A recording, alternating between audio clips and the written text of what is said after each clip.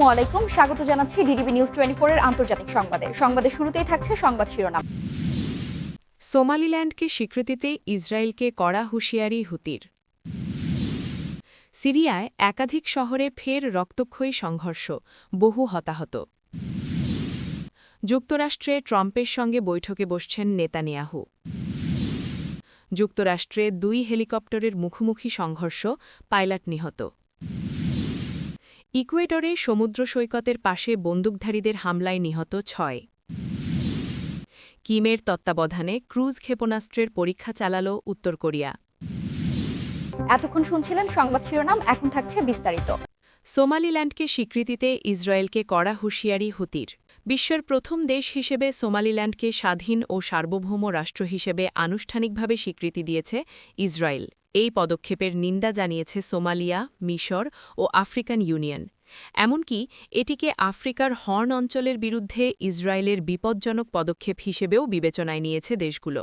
এবার সোমালিল্যান্ড ইস্যুতে ইসরায়েলকে সতর্কবার্তা দিয়েছে ইয়েমেনের হুথি গোষ্ঠী।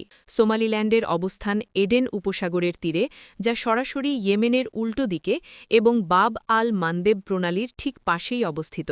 বিশ্বের প্রায় 1/3 জলপথের বাণিজ্য এই পথেই পরিচালিত হয়। 2023 সাল থেকে হুথিরা লোহিত সাগরে ইসরায়েলি সংশ্লিষ্ট জাহাজগুলোতে নিয়মিত হামলা চালিয়ে আসছে। সোমালিল্যান্ডের উপকূল রেখা থেকে হুথিদের মূল ঘাঁটি হোডেইদাহর দূরত্ব 300 থেকে 500 কিলোমিটার। ইসরায়েলের জন্য সোমালিল্যান্ড একটি ফরওয়ার্ড ডিফেন্স বা সম্মুখ প্রতিরক্ষা ঘাঁটি হিসেবে কাজ করবে। তবে সোমালিল্যান্ডে ইসরায়েলের যে কোনো উপস্থিতিকে সামরিক লক্ষ্যবস্তু হিসেবে বিবেচনা করা হবে বলে হুঁশিয়ারি দিয়েছে ইয়েমেনের গোষ্ঠীটি। গোষ্ঠীটির প্রধান আবদেল মালিক আল হুথি এক বিবৃতিতে বলেন, সোমালিল্যান্ডে ইসরায়েলের যে কোনো উপস্থিতিকে আমাদের সশস্ত্র বাহিনী একটি সামরিক লক্ষ্যবস্তু হিসেবে বিবেচনা করবে, কারণ এটি সোমালিয়া ও ইয়েমেনের বিরুদ্ধে আগ্রাসন এবং অঞ্চলের নিরাপত্তার জন্য হুমকি।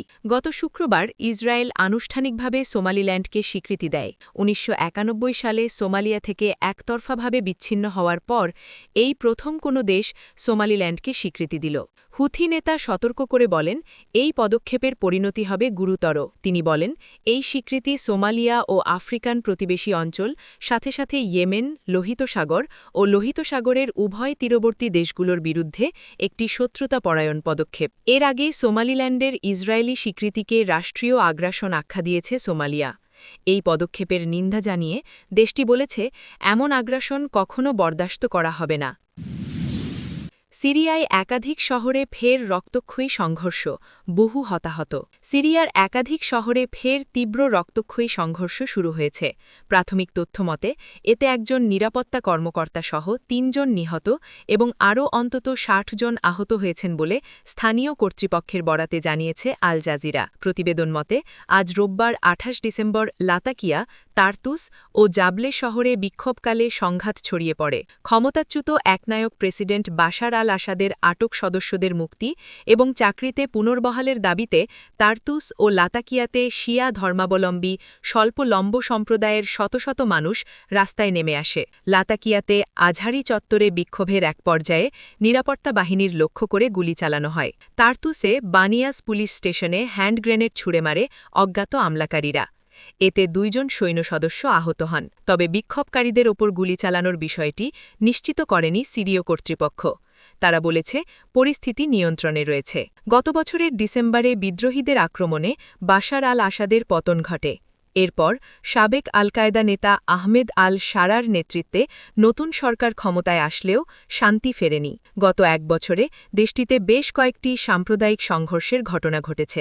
গত শুক্রবার 26 ডিসেম্বর সিরিয়ার হোমস শহরে ওয়াদি আল দাহাব এলাকার ইমাম আলী বিন আবি তালিব মসজিদে বোমা হামলার ঘটনা ঘটে। ওই হামলায় 8 জন নিহত হয়। ওই ঘটনার 2 দিন পর আজ রোববার দেশটির উপকূলীয় ও মধ্য অঞ্চলে বড় বিক্ষোভ শুরু হয়। দেশজুড়ে এই বিক্ষোভের ডাক দেন প্রবাসে থাকা আলাউই ইসলামিক কাউন্সিলের প্রধান গাজাল। প্রবাসী নেতার ডাকে লাতাকিয়া, তার্তুস ও জাবলে শহরে রাস্তায় নামেন তার অনুসারীরা। এ সময় তাদের হাতে গাজালের ছবি ও তার প্রতি সমর্থন জানিয়ে লেখা ব্যানার দেখা যায়। প্ল্যাকার্ডে সাম্প্রদায়িক বক্তব্য বন্ধের দাবিও করা হয়। 40 বছর বয়সী গৃহশিক্ষা হাদিল সালহা বলেন, আমাদের প্রথম দাবি রক্তপাত বন্ধ করার জন্য শীঘ্রই ফেডারেল ব্যবস্থা চালু করা। কারণ আলাউইতদের রক্ত সস্তা নয়, সাধারণ সিরিয়ানদের রক্তও সস্তা নয়। আমরা আলামিত বলেই আমাদের হত্যা করা হচ্ছে। লাতাকিয়াতে অ্যাসোসিয়েটেড প্রেসের একজন আলোকচিত্রশিল্পী জানিয়েছেন, তিনি সরকার বিরোধী বিক্ষোভকারীদের আলাউইত বিক্ষোভকারীদের দিকে পাথর ছুঁড়তে দেখেছেন। অন্যদিকে বিক্ষোভকারীদের একটি দল প্রতিপক্ষের একটি বিক্ষোভকারীকে মারধর করে। এ সময় নিরাপত্তা বাহিনী উভয় পক্ষকে ছত্রভঙ্গ করার চেষ্টা করে এবং উড়ো ফায়ার করে। এতে বিক্ষোভকারী হতাহত হন। তবে হতাহতের প্রকৃত সংখ্যা এখনও স্পষ্ট নয়। যুক্তরাষ্ট্রে ট্রাম্পের সঙ্গে বৈঠকে বসছেন নেতানিয়াহু। ইসরায়েলের প্রধানমন্ত্রী বেঞ্জামিন নেতানিয়াহু সোমবার যুক্তরাষ্ট্রের প্রেসিডেন্ট ডোনাল্ড ট্রাম্পের সঙ্গে বৈঠক করবেন।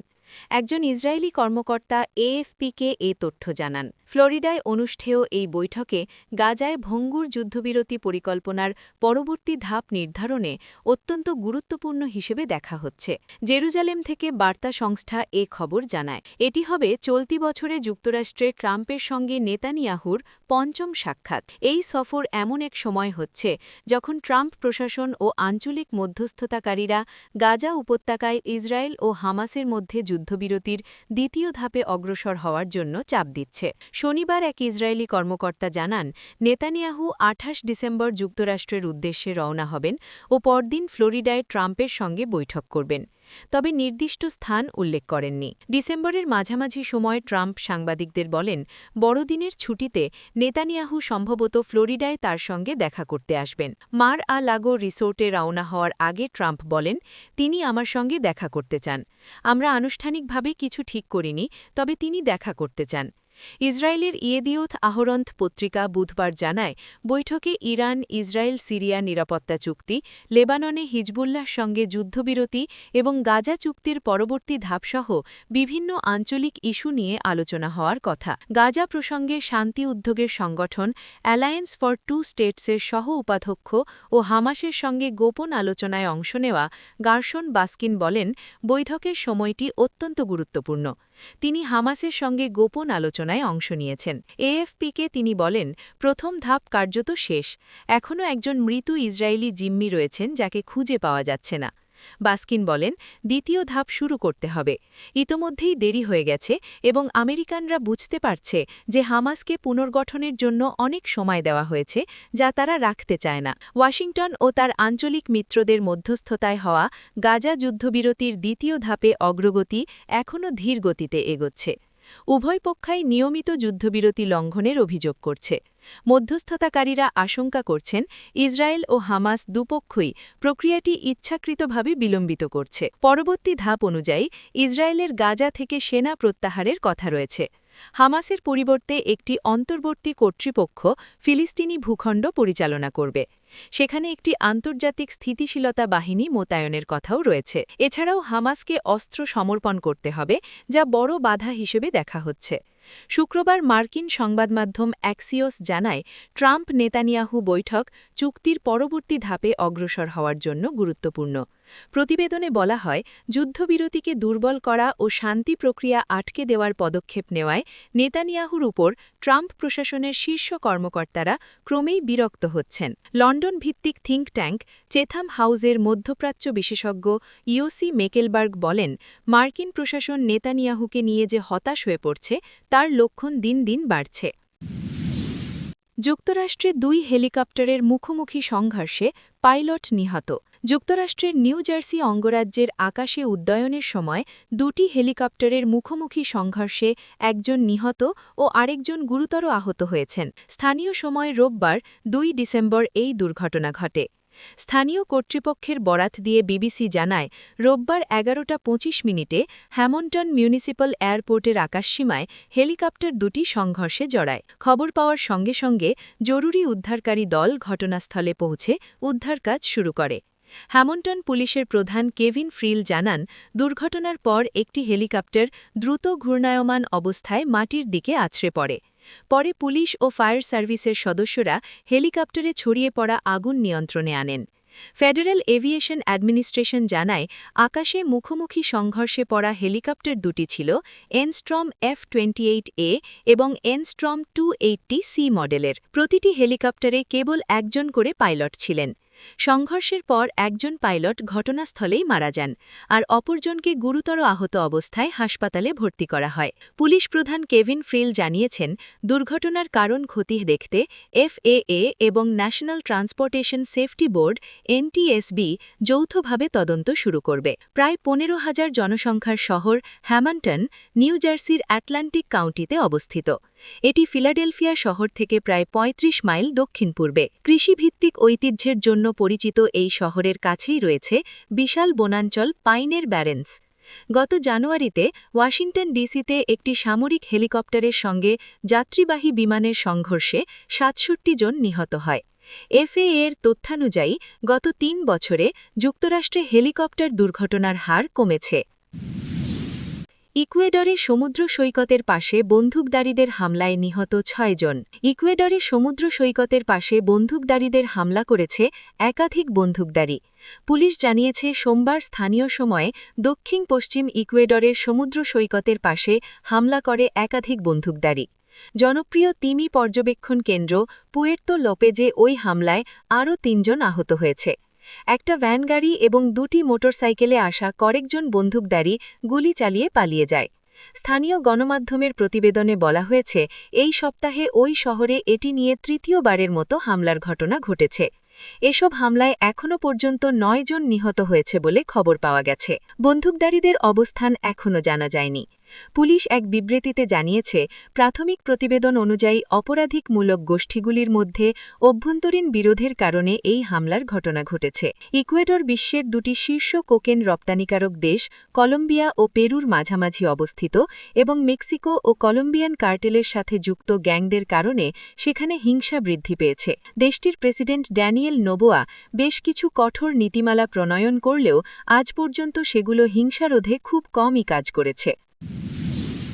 কিমের তত্ত্বাবধানে ক্রুজ মিসাইলের পরীক্ষা চালাল উত্তর কোরিয়া। উত্তর কোরিয়ার শীর্ষ নেতা কিম জং উন আবারও দূরপল্লার তৌশিক ক্রুজ মিসাইল পরীক্ষার তত্ত্বাবধান করেছেন।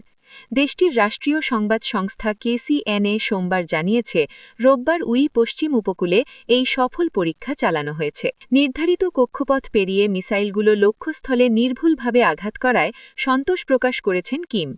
তিনি উত্তর কোরিয়ার পারমাণবিক ক্ষমতাকে সীমাহীন ও নির্বিচ্ছিন্নভাবে বৃদ্ধি করতে সংশ্লিষ্টদের প্রতি আহ্বান জানিয়েছেন। মিসাইল পরীক্ষা প্রসঙ্গে কিম বলেন, বিভিন্ন নিরাপত্তা হুমকির মুখে নিজেদের পারমাণবিক প্রতিরোধ ব্যবস্থার নির্ভরযোগ্যতা ও দ্রুত সাড়া দেওয়ার ক্ষমতা যাচাই করা একটি দায়িত্বশীল পদক্ষেপ।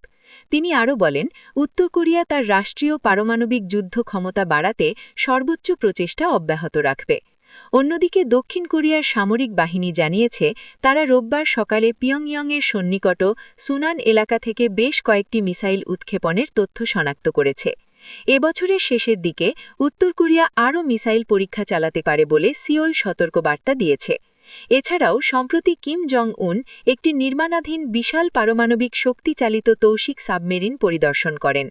দক্ষিণ কোরিয়ার সাবমেরিন নির্মাণের পরিকল্পনার কড়া সমালোচনা করে একে উত্তর কোরিয়ার নিরাপত্তার জন্য বড় হুমকি হিসেবে আখ্যায়িত করেন।